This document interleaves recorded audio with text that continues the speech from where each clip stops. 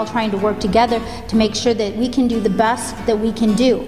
Not only does the bra recyclers help and come out at our events, but they're taking the whole city. Our whole city has an issue with self-esteem and women that are on the street, women that feel like they're less than they can be, and it's time for that to stop. And I really believe that the difference that the bra recyclers makes, it gives you an opportunity to donate, it gives an opportunity for someone to receive, and that to me is priceless.